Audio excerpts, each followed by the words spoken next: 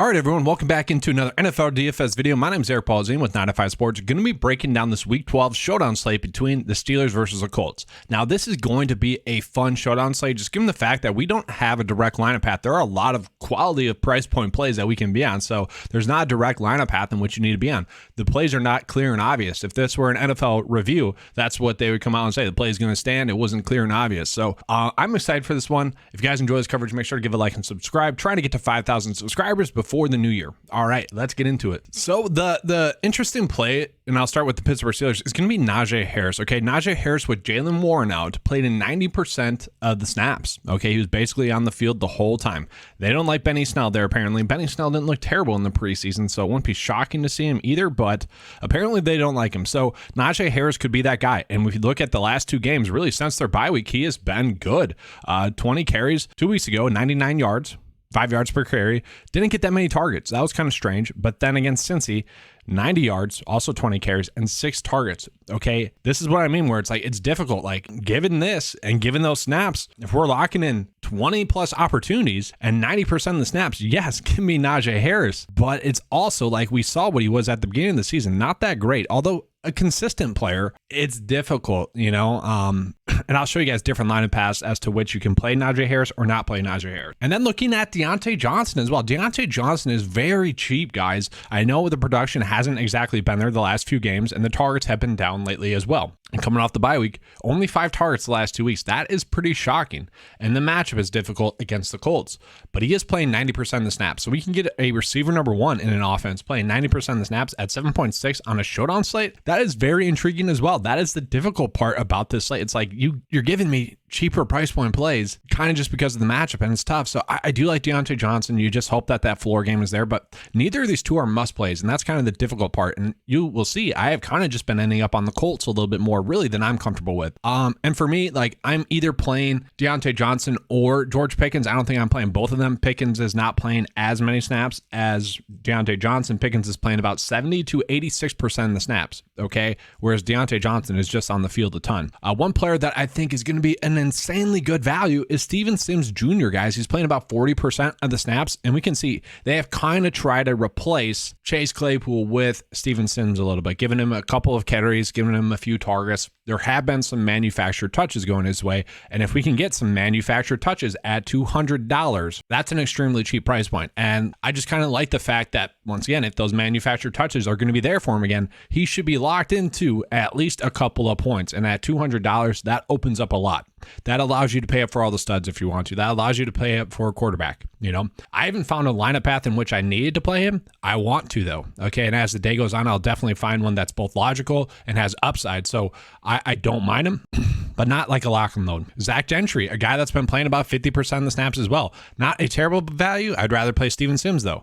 Pat Freiermuth going to play about 70% of the snaps. Also someone kind of given his recent production over the last 4 weeks, very cheap. Okay, very, very cheap. And if you look at the matchup, he'd be the one player that I think people would want to go out of their way the most to play. So, like, if you are worried about the Pittsburgh Steelers receivers, you're probably just playing Pat Freiermuth, and you're probably playing Najee Harris because you think they're going to commit to the run, which might lead to a little bit more of a play action to the tight end.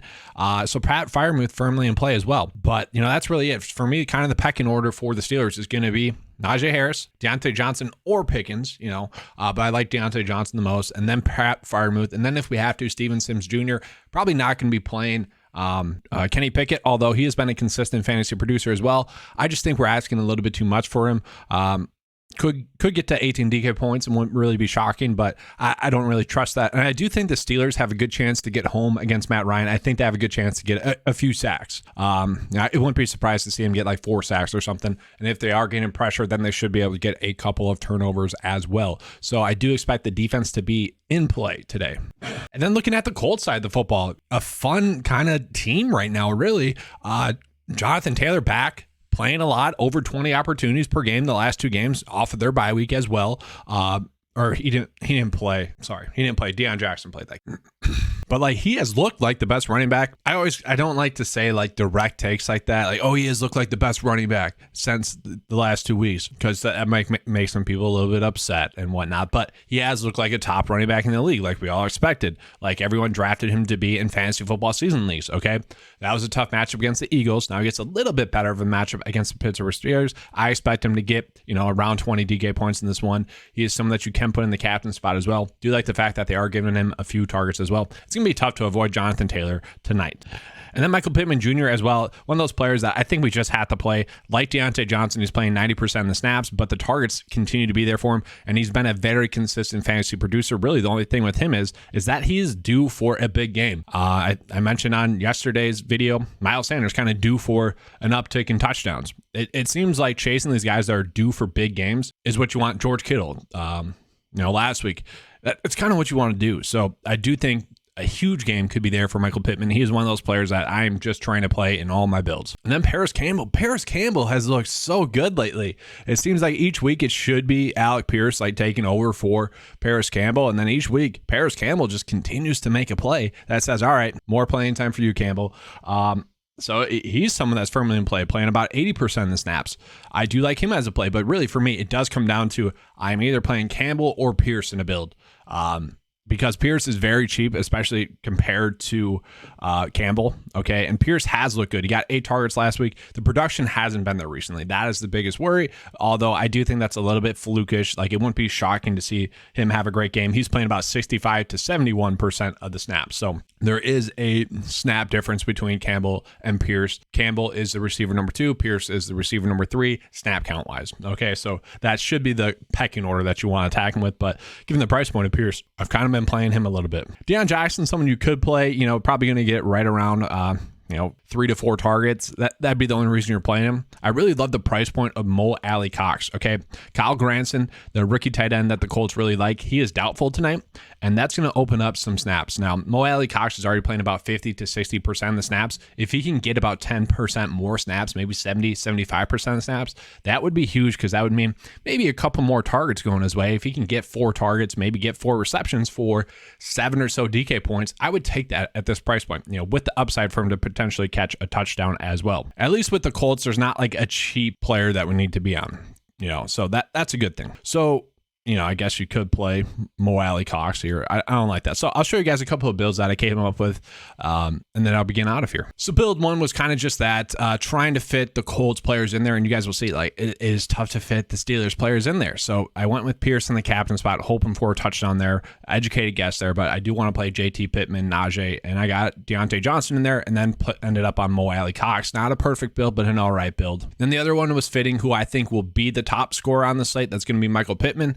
But also, I hate the fact that I only have 1 Steelers player in there. That is ugly to me. So one small adjustment I think you could do from this, maybe go Pat Fryermuth, and then maybe even go Zach Gentry as well. That's a route that you can go. Let's try to do one with Steven Sims in there as well. Okay, so here's another decent one. Obviously, I think Michael Pittman has a great chance to be the highest scorer on this slate, so I do want to use him. We're getting the 2 running backs who should both be safe plays. We're getting Paris Campbell, who should be a great play. Pat Fryermuth, been very consistent, and then just hoping that Steven Sims Jr. can get to around 4 DK points. Not a terrible build as well, but you guys can see not a direct line of path tonight where, the previous slates there has been one. So interesting in that sense. All right, hopefully you guys enjoyed the coverage. If you did, you know what to do. Give a like and subscribe. That helps me be able to put out more content for you guys. All right, thanks for watching, and as always, let's keep cashing.